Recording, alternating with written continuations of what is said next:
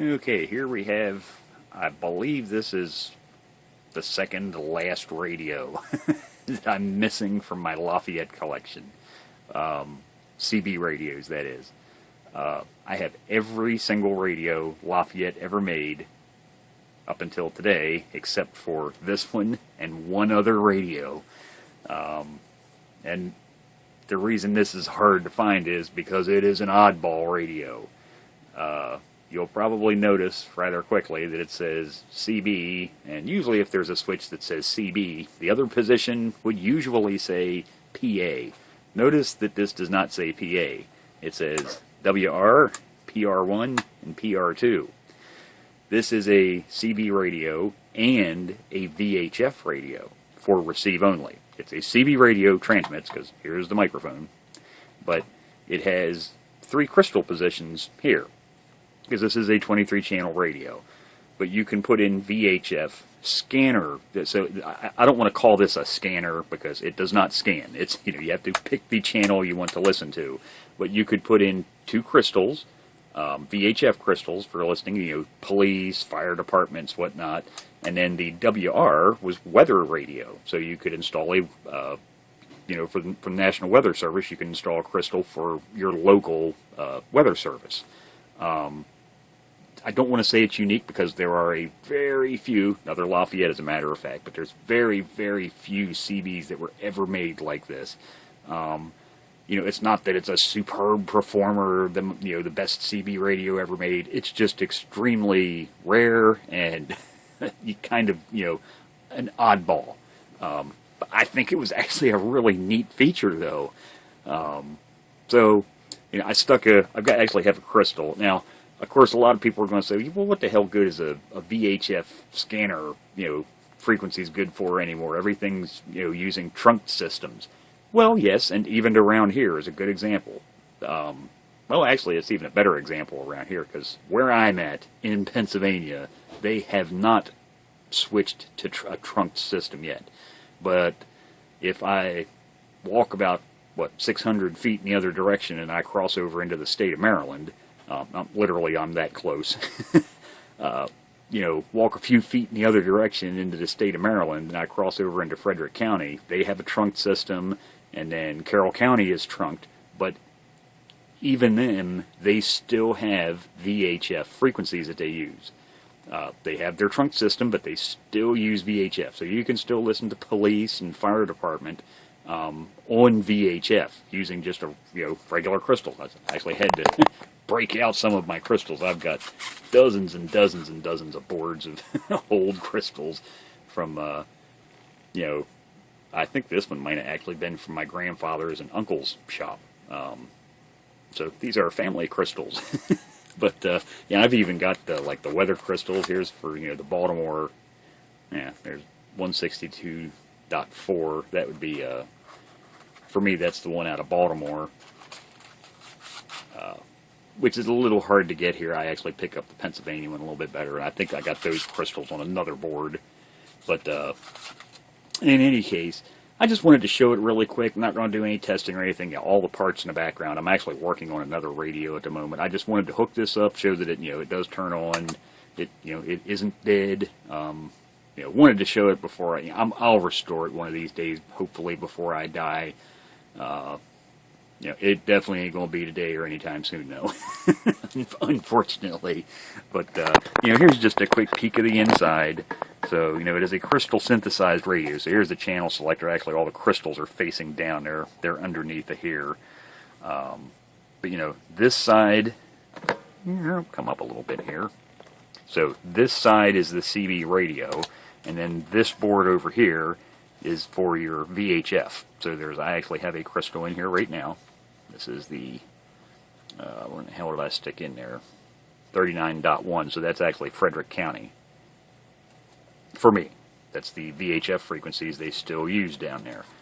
So, and I actually did hear a little bit of chatter coming in. And I'm only using this little whip antenna. Now, that's another thing kind of interesting about this. It has 2 coax connectors, but you don't have to use 2. You don't have to use a special scanner antenna. I'm assuming, and I'd have to pull out my Lafayette catalog and look, I'm assuming they probably had a dual band antenna. This switch on the back is actually marked common or IND, COM or IND, and you can just see what it does. This is, and then on the back, this one's marked CB, and this antenna jack is marked VHF. But you can see this little capacitor couples from the CB port up. So in the common, if you had, I guess, a dual band antenna, like I said, I'd have to check. I'm assuming they probably made one. It's kind of like they make those universal CB FM radio antennas, but I'm assuming that's probably what it was for. So you'd have, it would take, the signal would come in here, and then with this switch you can either select, this would be the one that feeds over to the VHF board, or if you had a dedicated VHF, now there you can hear the CB part works. If you had an, independent or standalone actual scanner antenna, then you could hook that up to this. You put it in the independent position. So turn the volume down there. But yeah, just really quick, like I say, wanted to show it. And then you come down here, like I say, there's the crystals. There's priority 1, priority 2, and the weather radio channel would go over there. Like I say, not like they're super stellar performers or anything. They're just very, very unique in their design. And probably another thing, this is a mobile radio, and notice that you're looking at the radio right side up, and you're looking at the components. They actually put the speaker on the... If you ever notice when you take a mobile radio apart, majority of them, the circuit boards up here and all the components are hanging down. This one's the exact opposite. It's the way you would think something would be, components on the top side, so they're not trying to pull themselves out every time something hits a bump. But it needs to be restored, but you can see apparently somebody had a bunch of stuff all over the top of this thing here. Get all that old label, remember those old clunky label guns? God, I've still got a couple of those things floating around here somewhere. But there it is, just a quick preview of that. Oh, and one kind of thing I got in, this actually came, believe it or not, in the original box. It's definitely used. And you can see there's a little scratch there, but it's in very good condition once I get all that label crap removed. But one thing I thought was really neat was it came with this little boot. This goes on the back of the radio. So the power cord comes out here, and then this is for the 2 antenna connectors. I'm not sure why you would have needed that, other than maybe dust, just to keep the dust off the back. But that's a neat little thing. It's got a little fake, or a pleather cover that actually slips over the back side of the radio, and it was on it when I pulled it out of the box. So there you go. There's a Lafayette HB-700 CB radio transceiver and VHF receiver. Well, I guess showing one CB VHF radio combo wasn't enough. I thought, well, what the heck? We'll just make this a, what does Mike's mailbag look like on a daily basis? Because I do get a lot of shit. And I'm not talking about customer stuff, I mean me, because I am the god of packrat. So I love old stuff, especially old electronics. And this is, I got this radio in today as well. I have like, I don't know, 24 of these things now. They were affectionately known as the refrigerator radio. You can see it, it's a Westinghouse radio. And like I say, affectionately known as the refrigerator because it was specifically designed to look like a refrigerator. And it's just a little AM tube type radio. Now someone apparently had started to restore this one, and I don't know if they gave up, I don't know what the scoop is, but as you heard, it actually does work. I just have that red wire running up right there, hooked up to a jack on the bottom, and then there's actually a loop antenna on the end.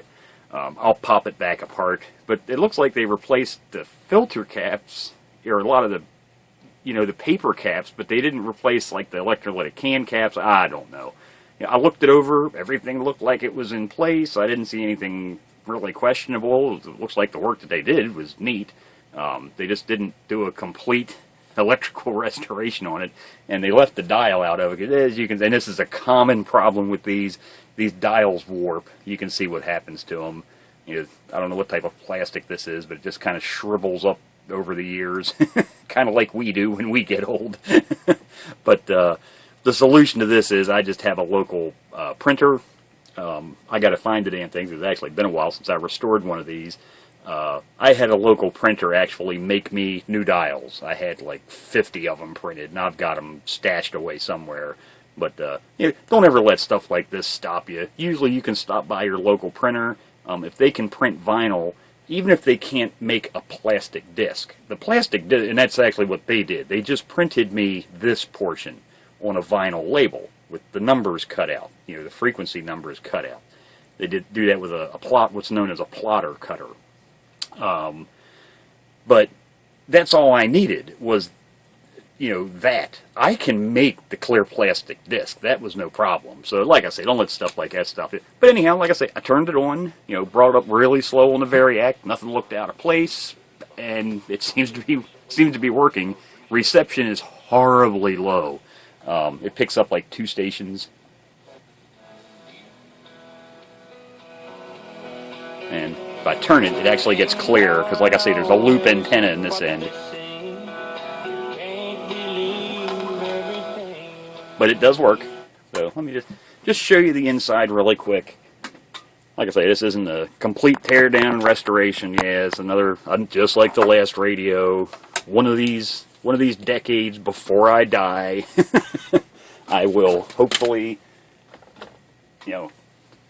be able to restore some of this stuff. So this is the business, what I call the business side, because this is where all the majority of your components and the solder side is. Now, this is actually brass. This centerpiece is a real piece of brass. A common mistake I see and actually this has a neat little handle, it snaps in on the back there.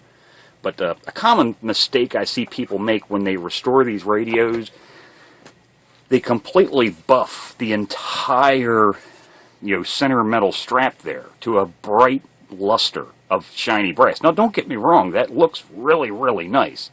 The problem with that is, first off, is it's brass. It's going to tarnish. So if you don't clear coat it as soon as you get done buffing it, in no time, all it takes is one fingerprint, and it's going to tarnish. So these are actually, it was kind of like a really dark gold color. I actually got some of that mixed up. The proper thing to do is get it. Basically, if it's like this, it's in good condition, it's just kind of rough, but the only thing that's supposed to be shiny are these slats, the Westinghouse name, and these little slats right here. Everything else should be matte, this kind of matte gold color. So that's what I actually had that mixed up.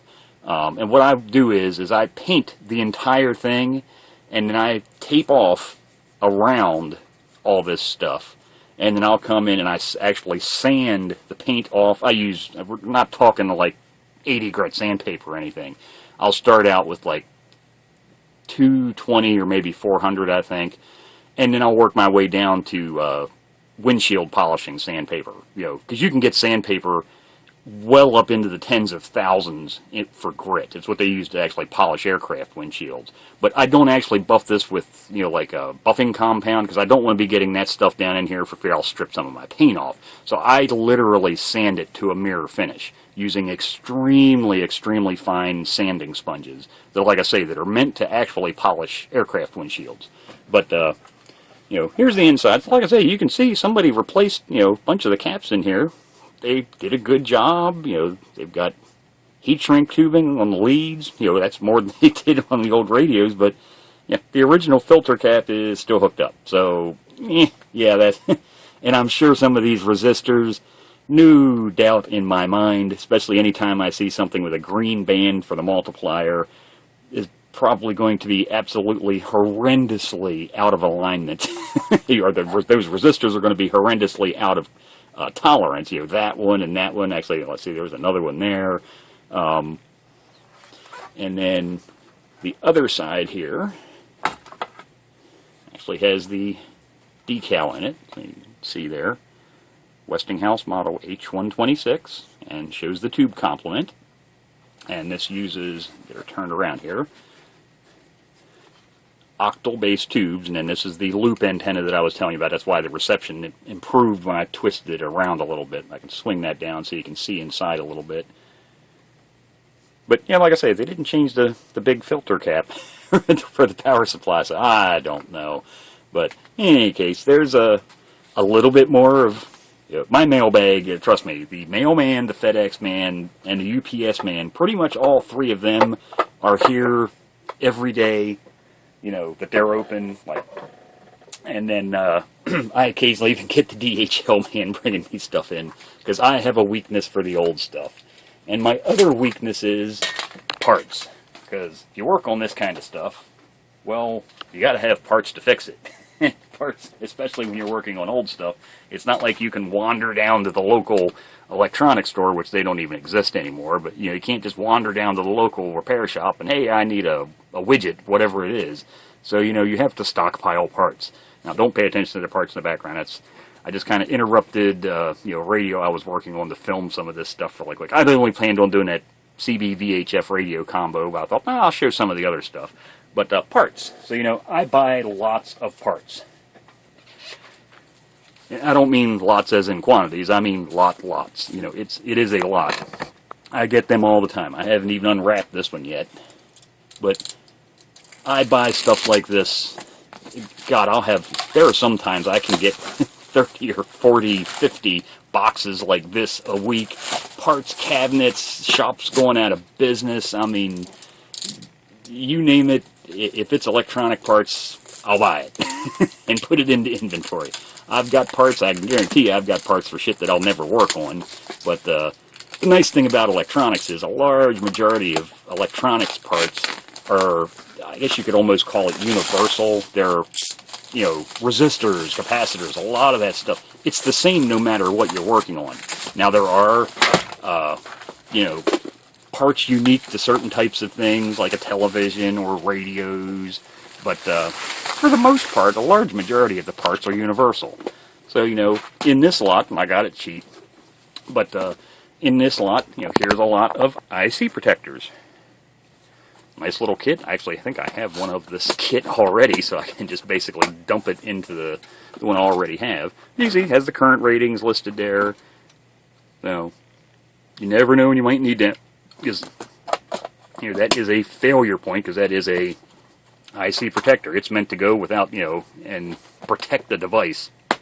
Here is a lot of displays. Nice, it has all the part numbers listed here. And I've got to do some cross-referencing on this to see exactly, you know, if they're common anode or common cathode. I'm going to pinouts and whatnot, cross them over to a lot of the part numbers that I use, but I don't know if this was meant for maybe some type of, like a test equipment repair or something, because you can see there's Hewlett, what do we got here? Signetics, Dialco, Siemens, I don't know, maybe it was some type of repair kit for something, but it's got photo cells in it as well, so, you know, there's little photo cells. Let's see what we got here.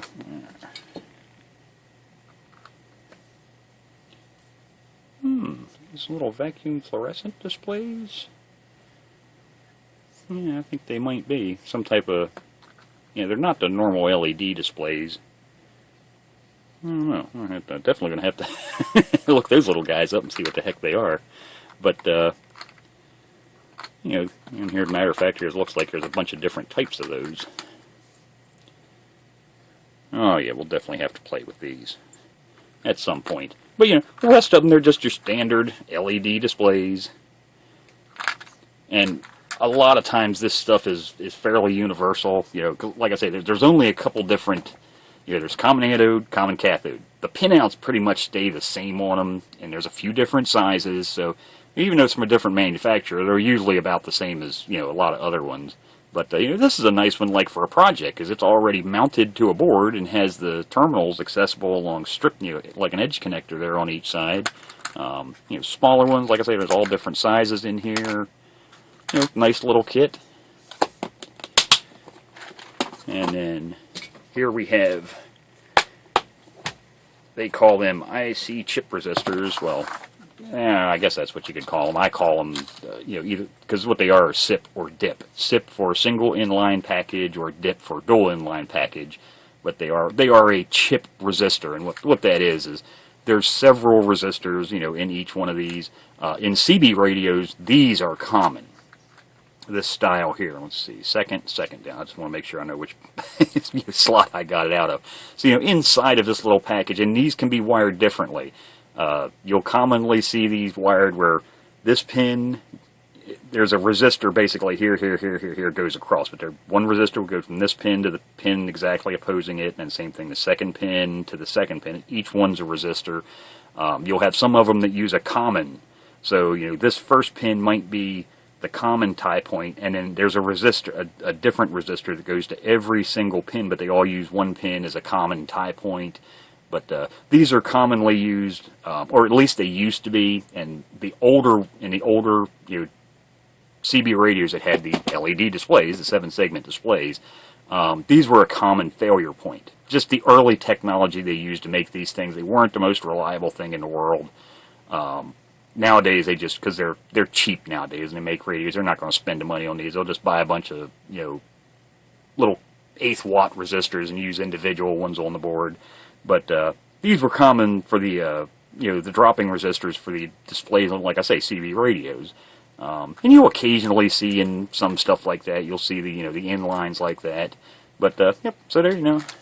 I mean, what I paid for this entire lot, probably if I had to buy these parts new from like DigiKey or somebody, this one little area here covered the entire cost of what I paid for the entire thing, compared to, if I had to buy all of it, just those parts in this one little division here. So, the only problem with doing stuff like this is space. Yeah, it's not only the final frontier, it's also the one thing you quickly run out of when you hoard parts. But, it's also a blessing, because I hate working on something. I got to order a part. Set it off to the side. Break out the next whatever it is you're going to fix. Diagnose it. I need a part. I got to order it. Set it off to the side. Well, you quickly end up with a mountain of shit that's torn apart, and then when you get back to the first one, and crap, where did that screw go? I like to be able to, while I'm working on something, I turn around, pull open a drawer, there's the part. I don't care how rare and obscure that part is. I like to be able to turn around and bam, there it is. I mean, I can turn around here. Let's see here. Let's grab, a lot of these parts I'll probably never use. Some SCRs especially and whatnot, and the type of stuff I work on, I'll probably never need them. Yeah, maybe if I'm repairing a power supply or something, but, they're not normal daily use parts. Let's see. I got drawers and drawers, just tens of thousands of ICs. A lot of them I use, a lot of them I'll probably never use.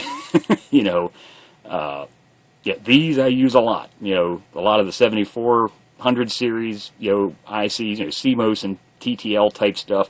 I use a lot of that. But other ICs, but I get them in lots. Like I say, I'll buy parts cabinets, and I have in bulk. Matter of fact, these parts cabinets, that's what they came with. They were completely full of stuff like this. But, and a lot of times, if I use 20 parts out of that entire parts cabinet, it paid for the parts cabinet, and then the cabinet and all the other parts inside are free, is kind of the way I look at it.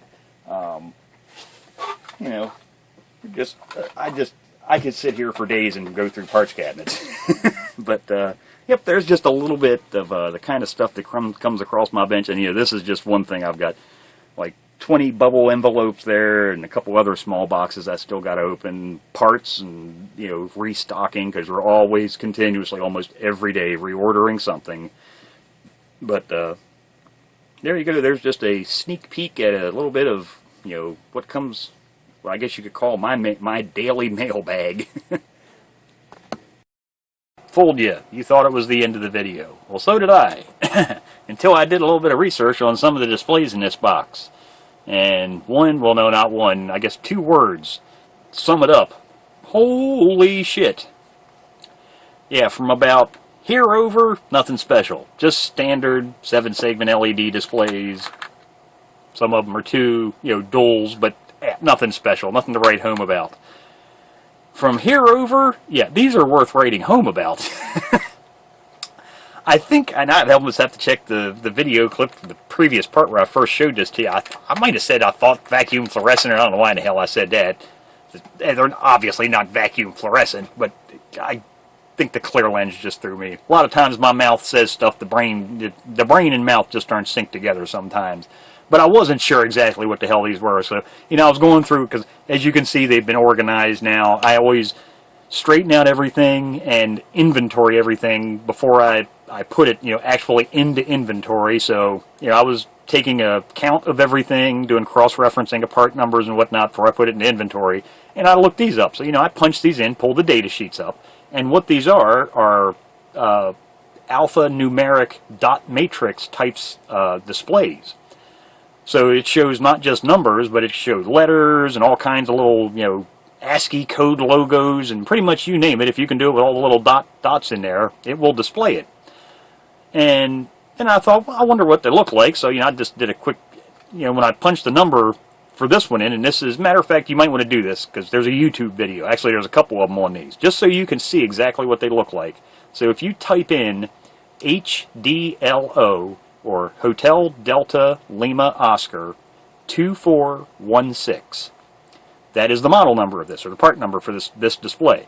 There's a couple good videos on these. These are the coolest looking displays I've ever seen. I mean, they are just really cool looking. And what makes these things so cool is they have built-in CMOS. They're actually, there's chips inside of this. It's all in one package. And you can display, you know, 1 digit, 2 digit, 3 or 4 digits. But if you have more than 4 digits, it triggers it into overflow, and it will actually scroll across the display.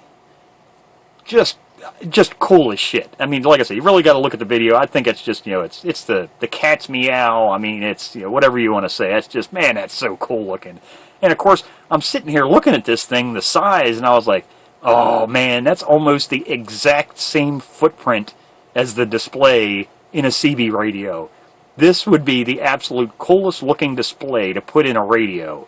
Now the only, oh, and then the other thing was, I want to see what they cost. Because I saw a post where somebody said about, yeah, these things are really expensive. Well, to some people, $2 is really expensive. So I thought, well, I'll go actually see what they're selling for. So because they are old, they do have some age to them. So I went to the eBay machine and typed in the HDLO 2416. And yeah, they're a little pricey, but just because somebody's asking a price doesn't mean that's what stuff sells for. So I always check for, I do a sold search.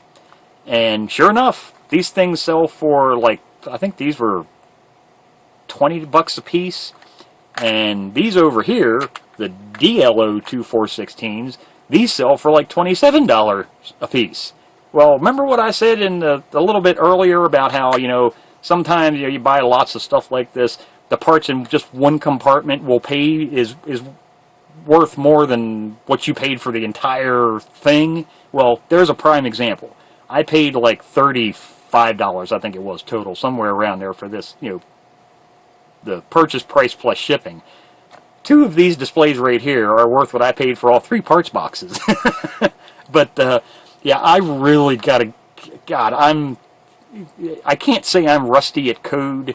I just don't know code, period. I did a little bit, I mean, little teeny tiny smidge of code at one point in time. And I actually dug out, was talking to Mark the other day on the phone. We got to talking about Arduinos, and I've actually pulled out there's an Arduino Uno board there, and then it has a maker shield on top. But I played around with that, you know, years ago, making strobe light bars for on emergency equipment. And I actually have a lot of Arduino Unos still floating around on tops of trucks that work just fine with my custom flash patterns. But yeah, apparently you can drive these little critters with an Arduino Uno. They've got basically everything you need on them to use one of these. So yeah, I really got to dig out my Arduino book and read up on that, because man, that would be the coolest display. I mean, it's just wow. I mean, and Mark, if you watch this, here's something for you to think about for one of your projects. If you were to use something like this, because this is cool, and you got to remember, this is one of those things. I don't care if it costs $20. It's something this cool, I'd pay that much for it. If, you know, if somebody said, well, there's going to be a $20 or $30 upcharge for that type of display, I'd say, all right, is it done yet? You know, it's one of those things. When I want it, I'm not going to say no. The price, price is no object, but you know, I'm willing to pay for something when I want it. And these displays just look so stinking cool, man. use one of these for a frequency display. What do you think about that? You could scroll the frequency across that. There's an option. And it's not like they're not available. I mean, granted, they're not made anymore, but there's still apparently lots of them out there. 20 bucks a piece, so what? Like I say, if somebody's willing to pay for it, no biggie. Yeah, that's something to think about. That's what I say. I want to play around with the Arduino and see what I can do with this little thing. Because, man, I just thought that was the coolest looking display in the world. So, and I've got a bunch of different ones. You know, I've got the 8 segments. Well, hell, with an 8 segment, I could do a full CB frequency with that. I wouldn't need to scroll like... Now, the nice thing about this one is, this would fit in the window of a standard CB channel display right now. It's standard two-digit channel display. You know, this one obviously is too big. There are some smaller ones, but I think they're only 4 digits. Oh, no, there's an 8. Oh, that's the same. Oh, no, it's these. I think these are 4 digits, the little small ones. Can't get them out of there. They're too small. Yeah, they're darn it. Yeah, they're 4 digit too. But there was a smaller... There's actually 3 different types in this compartment here. Okay, yeah, this is the smaller 8-digit one. But even that would be, man, that would just be so cool. A little dot matrix alphanumeric display. Oh, man, I got the wheels a-turning, man.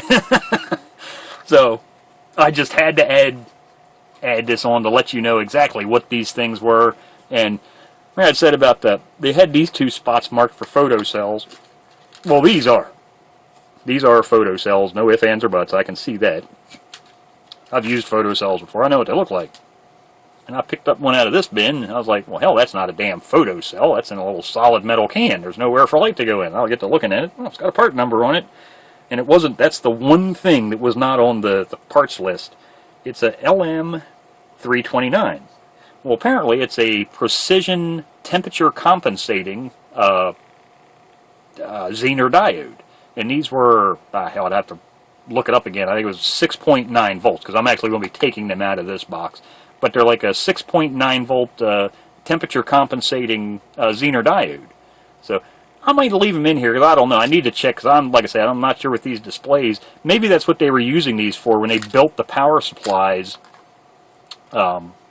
Whatever they were doing with these, you know, whoever these originally came from, maybe that's what they run off of. Because I think the data sheet, I can't remember right off the top of my head what the operating voltage was on these dot matrix displays.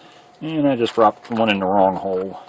But I can't imagine they'd have stuck these temperature compensating Zener diodes in this box just for no reason whatsoever. Because everything else here has to do with displays. So, yeah, I'm going to... let me check that out. But yeah, man, I'm really intrigued with these displays. Man, this would just, I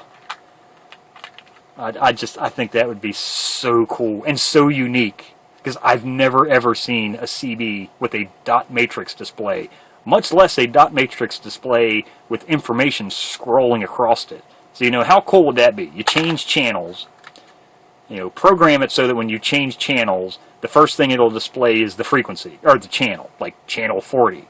And then the next thing to come across the screen would be 27.405.000, but actually be taking a reading of the actual frequency in the radio. You know, that would be too cool. I mean, I just like the looks of it. So, there you go. Like I say, Google search it, or do a Yahoo search for HDLO 2416, and just take a look at what those little critters look like, because I think they're just so cool.